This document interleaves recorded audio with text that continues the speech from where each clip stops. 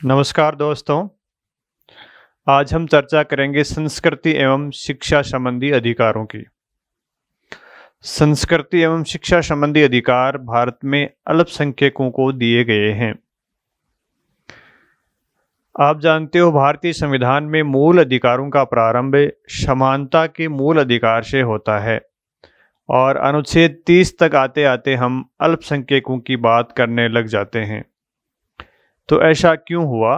क्योंकि मूल अधिकार तो नागरिक को दिए गए हैं, व्यक्ति को दिए गए हैं। इसमें अल्पसंख्यक और बहुसंख्यक की बात क्यों आती है? क्या संविधान निर्माता अल्पसंख्यकों को कोई विशेष अधिकार देना चाहते थे या अल्पसंख्यकों का वो तुष्टीकरण करना चाहते थे?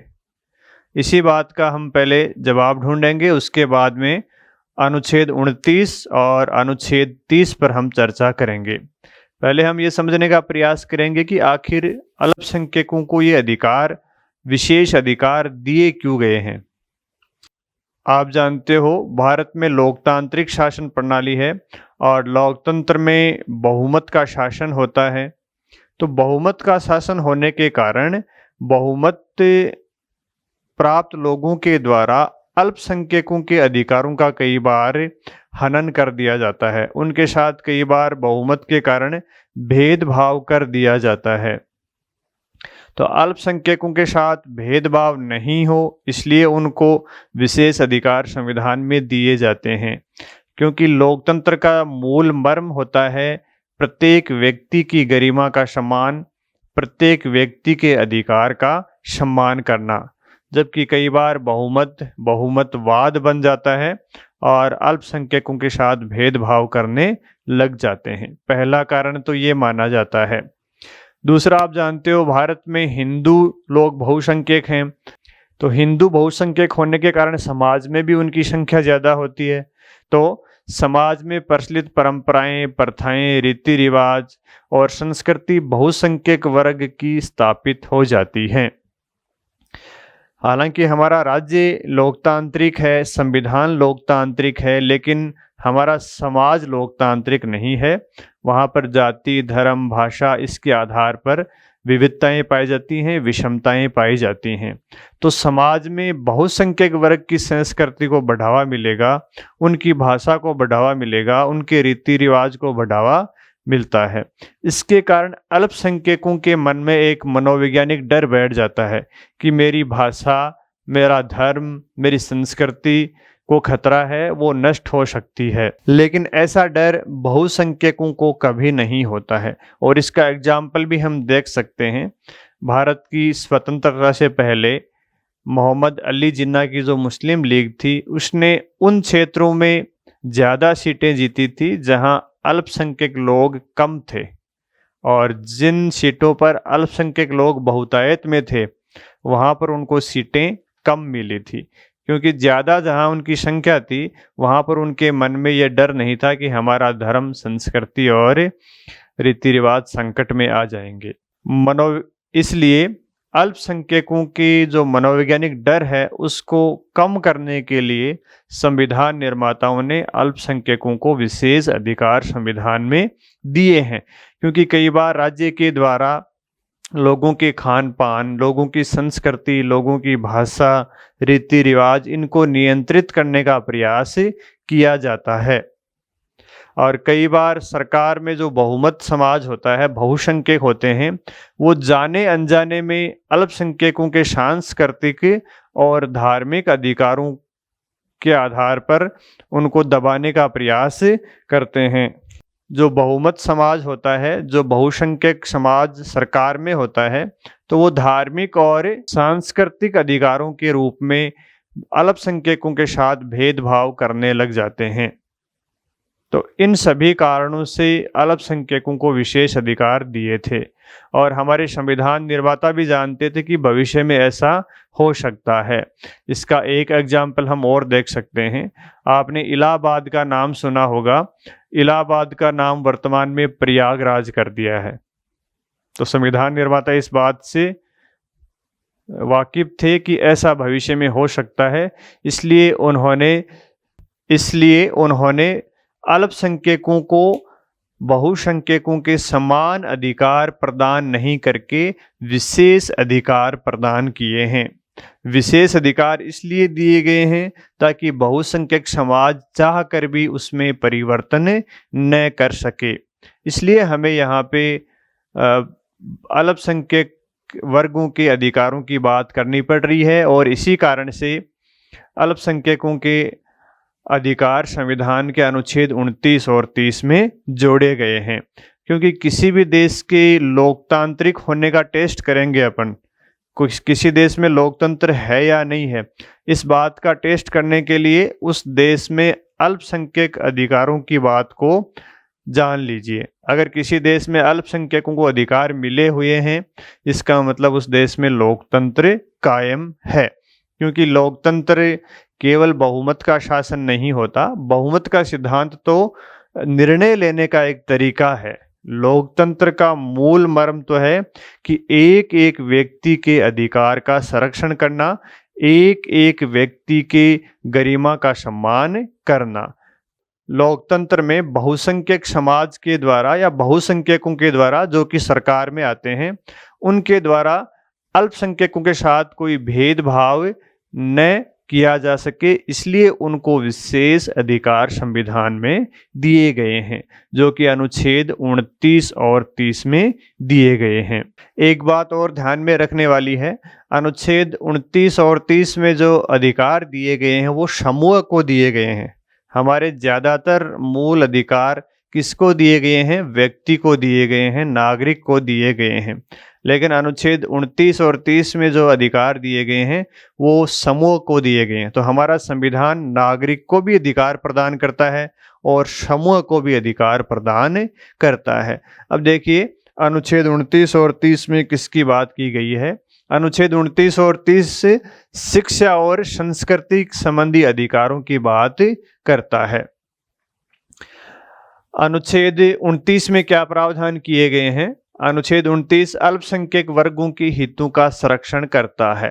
अनुच्छेद 29 में अल्पसंख्यक वर्ग के हितों के संरक्षण की बात की गई है और अनुच्छेद 30 में शिक्षा संस्थाओं की स्थापना और उनके प्रशासन से संबंधित बात की गई है। तो सबसे पहले अपन चर्चा करेंगे अनुच्छेद 29 पर। तो आइए देखते हैं अनुच्छेद 29 में दो क्लॉज दिए गए हैं, 29(1) और 29(2). तो 29(1) में क्या प्रावधान किए गए हैं?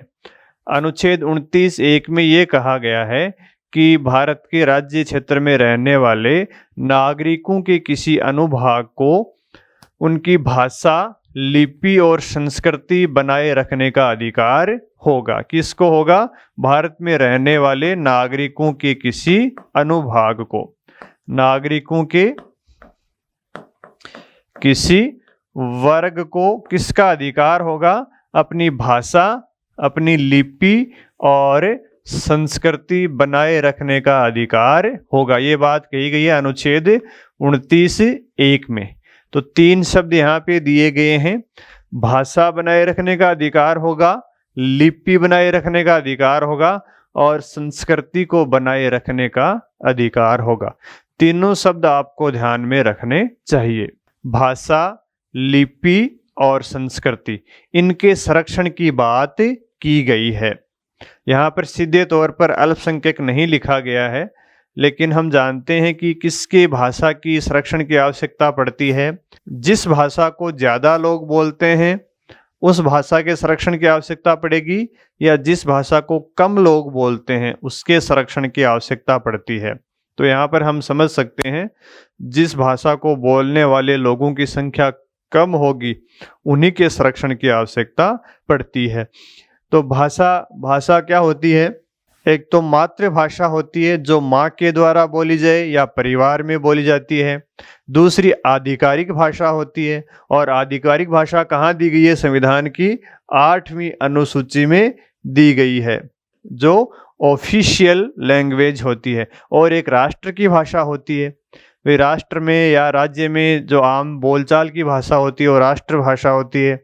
संविधान में जो लिखी हुई है वो आधिकारिक भाषा हो गई या ऑफिशियल लैंग्वेज हो गई, और हमारी माँ के द्वारा और परिवार में जो भाषा बोली जाती है वो मातृभाषा हो गई। दूसरा है लिपि, यानी भाषा को किस में लिखा जाएगा।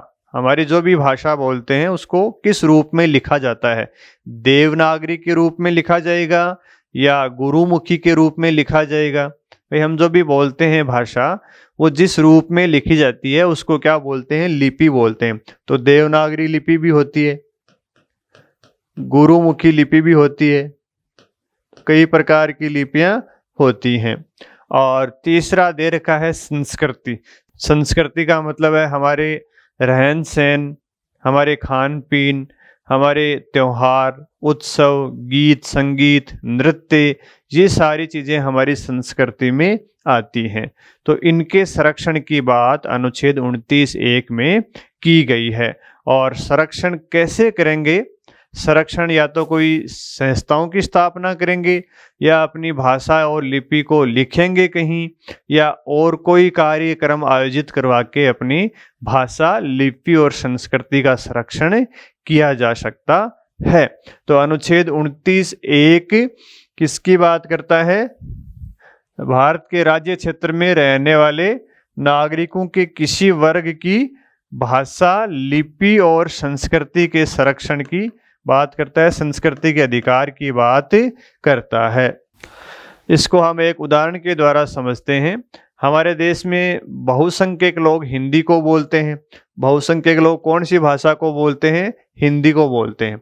और दूसरी भाषा मान लीजिए उड़िया भाषा है, या तमिल है, या कन्नड़ है, ये भाषाएं हैं। तो इन भाषाओं में से कौन सी भाषा को संरक्षण देने की आवश्यकता होगी, जिस भाषा को कम लोग बोलते हैं। और कम किसको बोलते हैं, उड़िया को बोलते हैं या तमिल को बोलते हैं। हिंदी को संरक्षण देने की आवश्यकता नहीं होती है। इसलिए यहाँ किस वर्ग की भाषा, लिपि और संस्कृति की बात की गई है, जो लोग अल्पसंख्यक हैं, जिनकी संख्या कम है, उन लोगों के संस्कृति के अधिकारों की रक्षा की बात की गई है। जैसे आपने दीपावली देखा होगा, होली देखा होगा, तो पूरे समाज में जब दीपावली और होली आती है तो सबको पता रहता है, पूरे समाज में उत्सव मनाए जाते हैं। कुंभ का मेला आता है तो पूरा देश ही उमड़ता है। मैरी क्रिसमस आता है, जल्लीकट्टू होता है, गुड फ्राइडे होता है, तो कितने लोगों को पता होता है। तो इसलिए बहुसंख्यक लोगों की भाषा, संस्कृति और लिपि को संरक्षित करने की आवश्यकता नहीं रहती है। अल्पसंख्यक लोगों की संस्कृति, भाषा और लिपि को बचाने की ज़्यादा आवश्यकता रहती है। और यही बात हमारा संविधान का अनुच्छेद 29(1) कहता है। ठीक है, इसके बाद में देखते हैं 29(2) में क्या प्रावधान किए गए हैं। अनुच्छेद 29(2) में ये कहा गया है कि राज्य के द्वारा पोषित या राज्य के द्वारा सहायता प्राप्त करने वाले शिक्षण संस्थानों में केवल धर्म, मूलवंश, जाति और भाषा के आधार पर प्रवेश देने में भेदभाव नहीं किया जाएगा। मान लीजिए कोई ऐसी संस्थान है जो राज्य के द्वारा पोषित है, राज्य के द्वारा मेंटेन की जाती है, और उसमें राज्य के द्वारा सहायता भी मिलती है, वित्तीय सहायता। तो उस राज्य में जब प्रवेश होंगे, उस राज्य में एडमिशन होंगे, तो किसी भी व्यक्ति के साथ केवल इन 4 आधारों पर भेदभाव नहीं होगा। और आधार कौन से हैं, धर्म है, मूल वंश है या प्रजाति मान लो, जाति मान लो, और भाषा। इन 4 आधारों पर भेदभाव नहीं कर सकते। लेकिन किन आधारों पर भेदभाव कर सकते हैं, इसका मतलब लिंग के आधार पर भेदभाव हो सकता है। क्या किसी शिक्षण संस्थान में लिंग के आधार पर भेदभाव किया जाता है क्या? आपने नाम सुना होगा, जयपुर में एक महाराजा कॉलेज है जो लड़कों के लिए है, और दूसरी महारानी कॉलेज है जो लड़कियों के लिए है। तो इसमें लिंग के आधार पर अलग अलग कॉलेजें स्थापित की गई हैं। अब कोई लड़का कह दे कि मुझे महारानी कॉलेज में पढ़ना है, मुझे समानता का अधिकार है, तो वहां आप नहीं जा सकते। क्यों? क्योंकि अनुच्छेद 29(2) में ये प्रावधान है कि लिंग के आधार पर प्रवेश से रोका जा सकता है। इसी प्रकार दिल्ली में मिरांडा हाउस कॉलेज है, वहाँ भी लड़कियों की कॉलेज है, वहाँ लड़के प्रवेश नहीं ले सकते। इसका मतलब है केवल इन आधारों पर भेदभाव नहीं कर सकते, बाकी आधारों पर शिक्षण संस्थान में प्रवेश में भेदभाव किया जा सकता है, प्रवेश में आरक्षण दिया जा सकता है। तो ये अनुच्छेद 29(2) में शिक्षण संस्थानों में प्रवेश से संबंधित भेदभाव पर रोक लगाई गई है। यहाँ पे आपको ये 4 आधार ध्यान में रखने चाहिए। अगर कोई प्रश्न पूछेगा यहाँ से तो ये 4 आधारों में से ही पूछ सकता है। तो 4 शब्द दिए गए हैं: धर्म, मूल वंश और जाति और भाषा। इसी प्रकार के 4 शब्द अनुच्छेद 23 में दिए हुए थे, लेकिन वहां पे 3 शब्द तो ये थे, चौथा भाषा की जगह क्या दिया हुआ था? वर्ग दिया हुआ था। अनुच्छेद 23(2) में ये प्रावधान था ना कि राज्य अनिवार्य सेवा का प्रावधान कर सकती है और अनिवार्य सेवा लेते समय किन आधारों पर भेदभाव नहीं करेगी? धर्म, मूल वंश, जाति और वर्ग के आधार पर भेदभाव नहीं करेगी। और अनुच्छेद 29(2) में वर्ग की जगह क्या दिया हुआ है? भाषा दिया हुआ है। तो ये चीजें आप ध्यान में रख सकते हो, ये इंपॉर्टेंट है।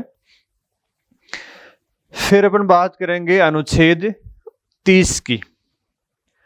अनुच्छेद 30 में क्या प्रावधान किया गया है कि जो अल्पसंख्यक वर्ग हैं वो शिक्षा संस्थाओं की स्थापना कर सकेंगे और उन शिक्षा संस्थाओं का प्रबंध कर सकेंगे। ये 2 बातें अनुच्छेद 30 में दी हुई हैं।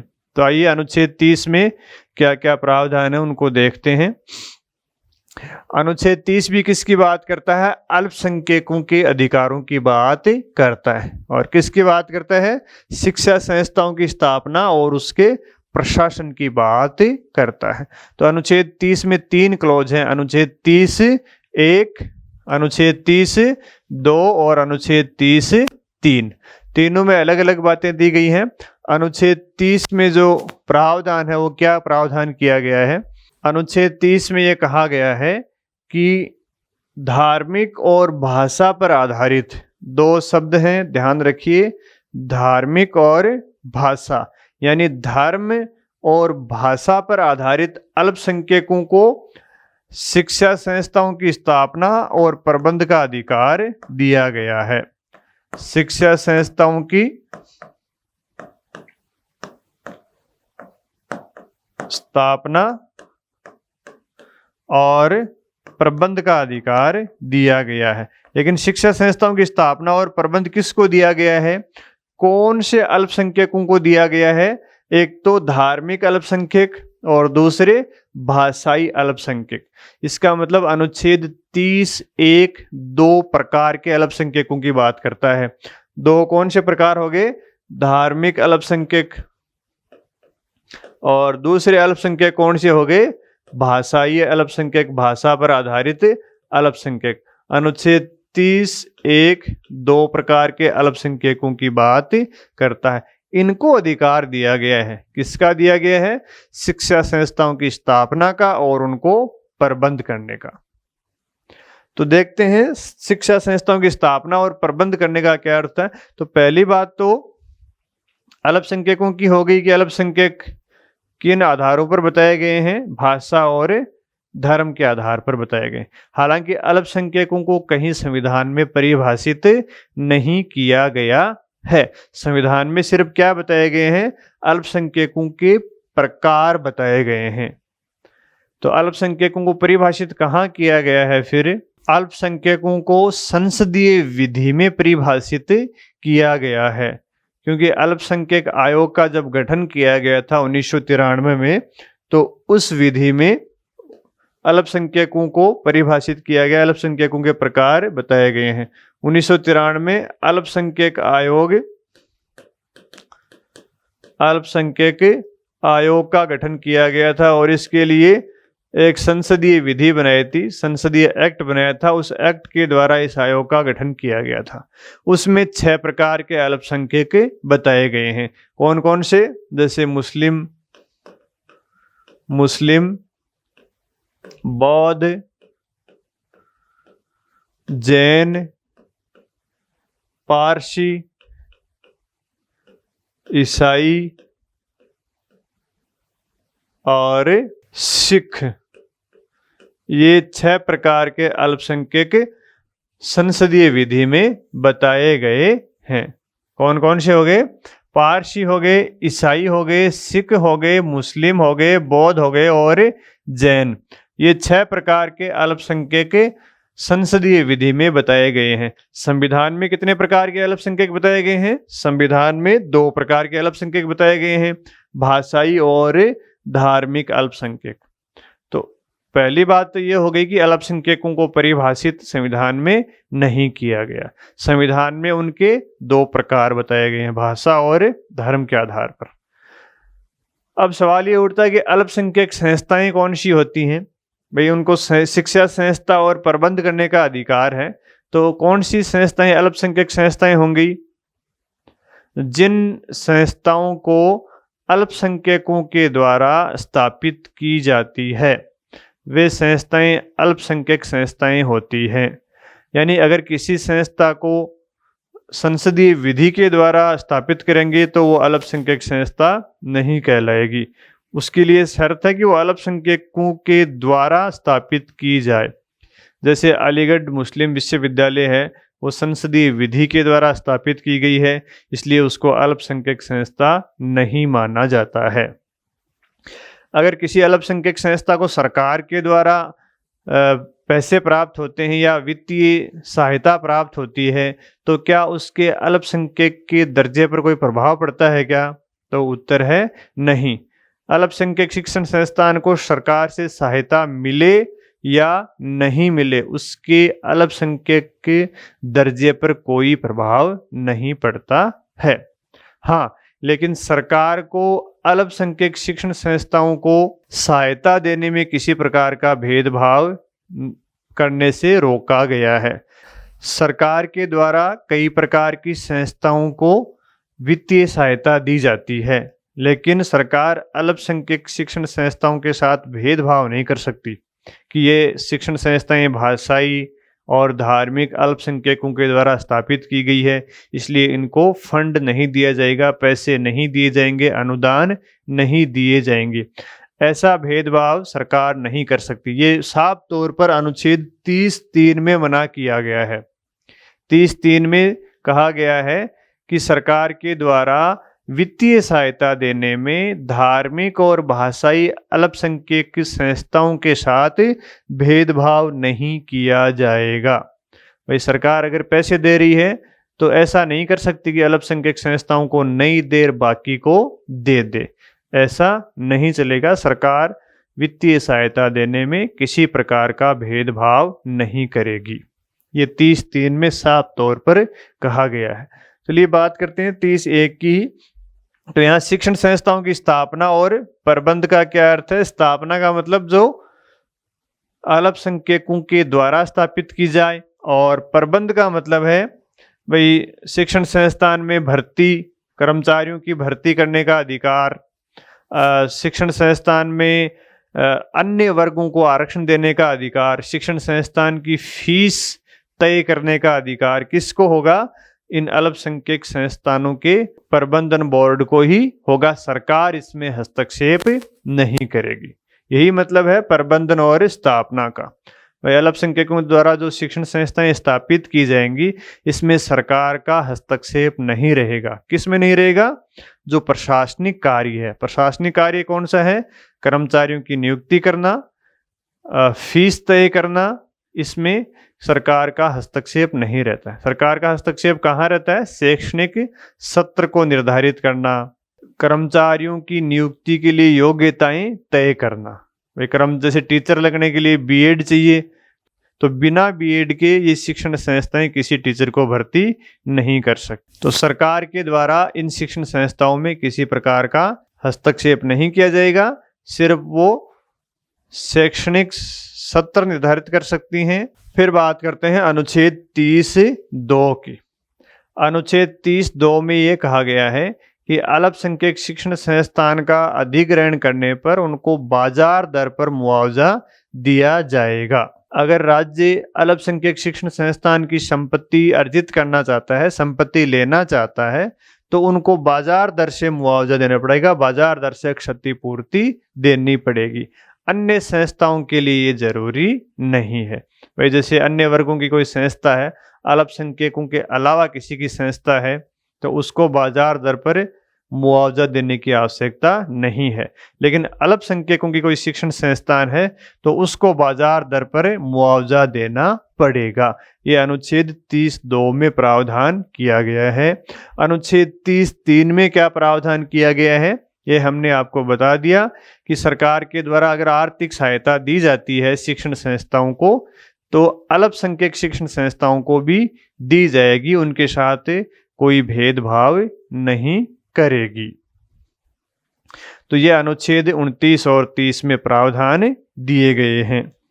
यहाँ पे एक बात गौर करने वाली है कि अल्पसंख्यक समूहों को तो शिक्षण संस्थाएं स्थापित करने का अधिकार दिया गया है, अनुच्छेद 30 में दिया गया है। तो क्या बहुसंख्यकों को शिक्षण संस्थाएं स्थापित करने का अधिकार नहीं है क्या? बहुसंख्यकों को भी शिक्षण संस्थाएं स्थापित करने का अधिकार है, लेकिन वो अधिकार है अनुच्छेद 19(1)(g) में। 19(1)(g) में क्या प्रावधान है कि किसी व्यक्ति को कोई वृत्ति, व्यापार, व्यवसाय या कारोबार करने की स्वतंत्रता है। तो वहां पे बहुसंख्यक लोगों को भी अपनी रुचि की कोई भी व्यवसायिक संस्था, शिक्षण संस्था खोलने का अधिकार है। तो अल्पसंख्यकों को भी अधिकार है और बहुसंख्यकों को भी अनुच्छेद 19(1)(g) के तहत संस्थाएं स्थापित करने का अधिकार है। तो ये जो अल्पसंख्यकों को अधिकार दिए गए हैं अनुच्छेद 29 और 30 में, ये संविधान में इसलिए लिखे गए हैं कि जो बहुमत वाले लोग सरकार में आएंगे वो चाह कर भी अल्पसंख्यकों के अधिकारों को समाप्त नहीं कर सकते, क्योंकि संविधान में लिख दिया है और संविधान में भी मूल अधिकार में लिख दिया है, तो इसको संशोधन नहीं किया जा सकता, समाप्त नहीं किया जा सकता। क्योंकि संविधान क्या होती है? सर्वोच्च विधि होती है, बाकी की सारी विधियां संविधान के नीचे होती हैं। वे चुनाव प्रचार अभी चल रहा है, उसमें आप सुनते होंगे कि मुसलमानों को आरक्षण नहीं देंगे, मुसलमानों को ये नहीं देंगे। तो संवैधानिक रूप से राजनेता कुछ नहीं कर सकते, सिर्फ वो ये बातें कह के वोट ले सकते हैं, क्योंकि इन अल्पसंख्यक वर्गों के अधिकारों को संवैधानिक गारंटी मिली हुई है। और आप इस बात को भी समझते होंगे, अगर बात कर रहे हैं तो हो सकता है वो लागू भी कर दें अगर उनका वश चले तो, लेकिन चूंकि मूल अधिकार है इसलिए उनका वश नहीं चलता, अल्पसंख्यकों के अधिकारों को वो छीन नहीं सकते। इसीलिए इनको क्या कहा गया है कि विशेष अधिकार कहा गया है। भाई इनको समान अधिकार भी दे सकते थे अन्य वर्गों के साथ, लेकिन इनको विशेष अधिकार दिया गया है ताकि चाह कर भी लोग इनके अधिकारों को सीमित नहीं कर सकें। और यही लोकतंत्र का मूल मर्म है कि एक एक व्यक्ति के अधिकारों की रक्षा की गई है। अब हम इसमें अनुच्छेद 21 को और देखेंगे, अनुच्छेद 21(1) को, क्योंकि अनुच्छेद 20 के बाद में हमने 21 पढ़ा था, 21 के बाद में सीधे ही 22 पर आ गए थे। तो अनुच्छेद 21 के उस समय रह गया था, इसको आज पूरा करेंगे। अनुच्छेद 21 के, अनुच्छेद 21 के छोटा सा अनुच्छेद है, इसमें शिक्षा का अधिकार दिया हुआ है।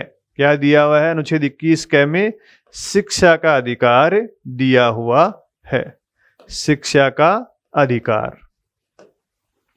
जब हम अनुच्छेद 21 की बात कर रहे थे और मेनका गांधी वाद की बात कर रहे थे, आपको याद होगा, तो मेनका गांधी वाद में सुप्रीम कोर्ट ने क्या कहा था? मेनका गांधी वाद 1978 में था। मेनका गांधी वाद में सुप्रीम कोर्ट ने ये कहा था कि भाई जीवन के अधिकार में गरिमामय जीवन का अधिकार भी शामिल है। भाई जीवन के अधिकार का मतलब ये नहीं है कि भाई आपको कोई पीटे नहीं, आपको कोई मारे नहीं, शरीर को कोई क्षति नहीं पहुंचाए, आपको कोई प्रताड़ित नहीं करे। ये जीवन का अधिकार का मतलब पूर्ण नहीं है। जीवन के अधिकार का मतलब है आपका गरिमामय जीवन होना। तो गरिमामय जीवन कब होगा? जब हम शिक्षा प्राप्त करेंगे, जब चिकित्सा की सुविधा प्राप्त करेंगे, स्वच्छ पर्यावरण प्राप्त करेंगे, हमें अच्छी आजीविका प्राप्त होगी। मेनका गांधीवाद में जब जीवन के अधिकार में गरिमामय जीवन के अधिकार को शामिल कर लिया, तो उसके बाद में जब भी विभिन्न वादों में सुप्रीम कोर्ट के द्वारा जीवन के अधिकार की व्याख्या की गई थी, तो उसमें अनेक अधिकारों को जीवन के अधिकारों में शामिल कर लिया था। जैसे हम उदाहरण लें मोहिनी जैन वाद की। मोहिनी जैन वाद ये 1992 का वाद है। और एक था उन्नी कृष्णन वाद,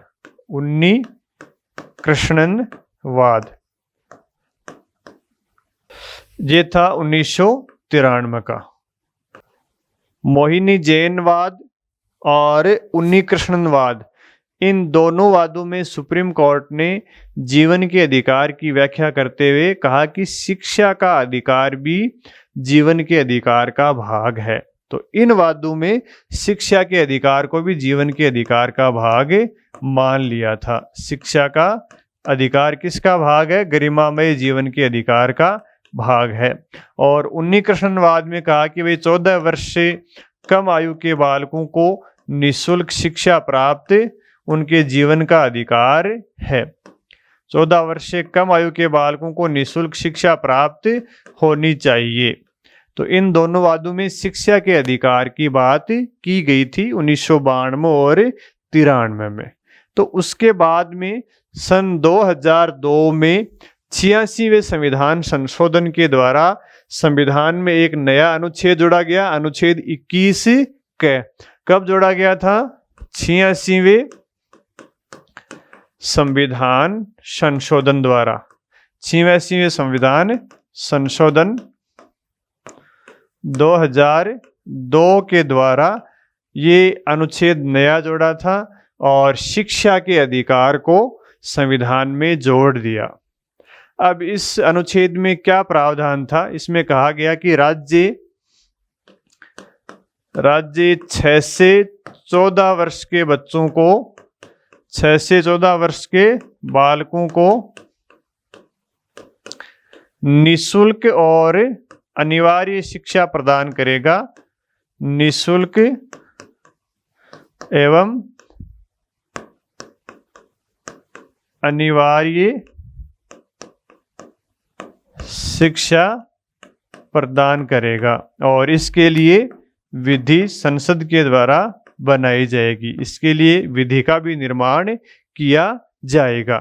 तो अनुच्छेद 21 क में क्या जोड़ा गया है कि राज्य के द्वारा 6 से 14 वर्ष के बालकों को निःशुल्क और अनिवार्य शिक्षा का अधिकार प्रदान किया जाएगा। निःशुल्क और अनिवार्य शिक्षा का अधिकार प्रदान किया जाएगा और इसके लिए विधि का निर्माण संसद के द्वारा किया जाएगा। तो यहाँ पे आयु कितने वर्ग से कितने वर्ग तक है? 6 से 14 वर्ष के बच्चों को किसका अधिकार दिया गया है? शिक्षा का, यानी निःशुल्क और अनिवार्य रूप से।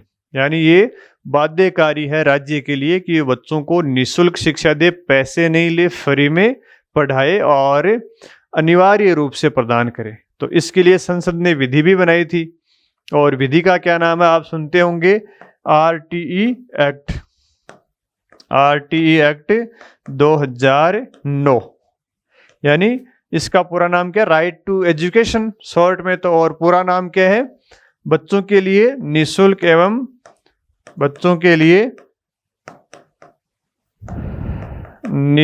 एवं अनिवार्य शिक्षा का अधिकार। बच्चों के लिए निःशुल्क एवं अनिवार्य शिक्षा का अधिकार 2009 में ये बनी थी और लागू कब हुआ था? ये 1 अप्रैल 2010 को लागू हुआ था। ये जो RT एक्ट है या बच्चों के लिए निःशुल्क और अनिवार्य शिक्षा का अधिकार है 2009 वाला, ये 1 अप्रैल 2010 को लागू हुआ था। तो ये एक नया मूल अधिकार अनुच्छेद 21 क में 86वें संविधान संशोधन के द्वारा जोड़ा गया था, जिसके लिए संसद ने विधि बनाई है RT एक्ट 2009। और किस आयु वर्ग के बच्चों के लिए? 6 से 14 वर्ष की आयु के बच्चों के लिए विधि बनाई गई है। उसके बाद में राजस्थान में भी ये विधि बनाई गई है जो 2011 में लागू हुई थी। तो ये अनुच्छेद 21 पूरा हो गया है। छोटा सा अनुच्छेद है, इसको आप ध्यान में रख सकते हो। उसके बाद में देखिए 2-3 चीजें और देखते हैं अपने। धार्मिक स्वतंत्रता का अपन ने अधिकार पढ़ा था, तो उसमें हमने पंथ निरपेक्षता की बात की थी। धार्मिक स्वतंत्रता में पंथ निरपेक्षता की चर्चा हमने की थी। तो पंथ निरपेक्षता को एस.आर. बॉम्बईवाद में, जिसको हम आगे भी देखेंगे, एस.आर. बॉम्बईवाद में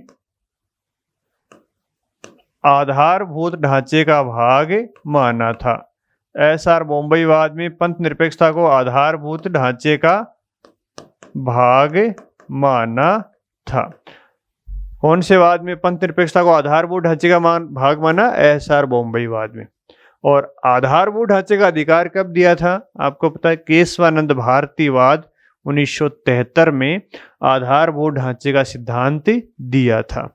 आधारभूत ढांचे के सिद्धांत का अर्थ है कि संविधान के कुछ भाग ऐसे होते हैं जिनको संविधान संशोधन के द्वारा बदला नहीं जा सकता। ऐसे भागों को संविधान के आधारभूत ढांचे का भाग माना जाता है, जिनको बदल नहीं सकते। अनुच्छेद 21 को भीमराव अंबेडकर ने क्या कहा था?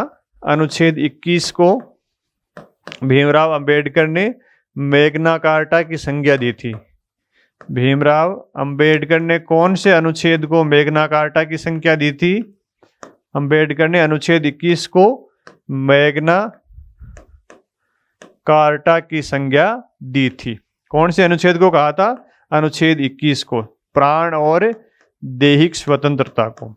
प्राण और दैहिक स्वतंत्रता के अधिकार को भीमराव अंबेडकर ने क्या कहा था? मैग्ना कार्टा कहा था। और एक तथ्य मैं आपके साथ और शेयर कर देता हूं।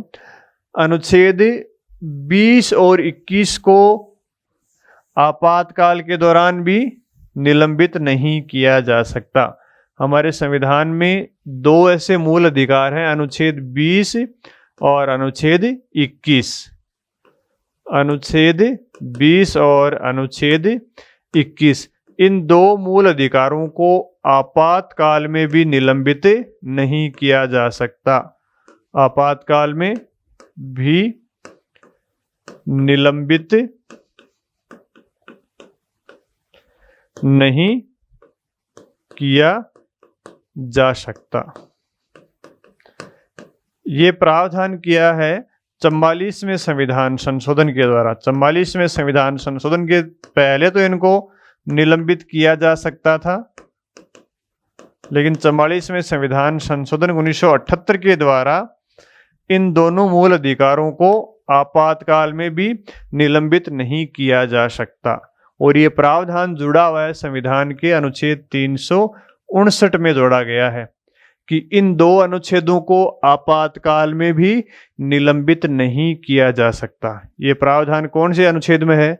अनुच्छेद 359 में दिया हुआ है, अनुच्छेद 20 और 21 में नहीं है। बाकी जो मूल अधिकार हैं उनको आपातकाल में निलंबित किया जा सकता है। ये दो मूल अधिकार बहुत महत्वपूर्ण है, जिसमें अनुच्छेद 21 प्राण और दैहिक स्वतंत्रता से संबंधित है और अनुच्छेद 20 दोष सिद्धि के संबंध में संरक्षण से संबंधित है। अनुच्छेद 20 किससे संबंधित है? दोष सिद्धि के संरक्षण से संबंधित है। और अनुच्छेद प्राण और दैहिक स्वतंत्रता, प्राण और दैहिक स्वतंत्रता से संबंधित है। तो ये दोनों आपको ध्यान में रखने हैं, अनुच्छेद 20 और ये अनुच्छेद 21। इनको आपातकाल में निलंबित नहीं किया जा सकता, बाकी मूल अधिकारों को आपातकाल में निलंबित किया जा सकता है।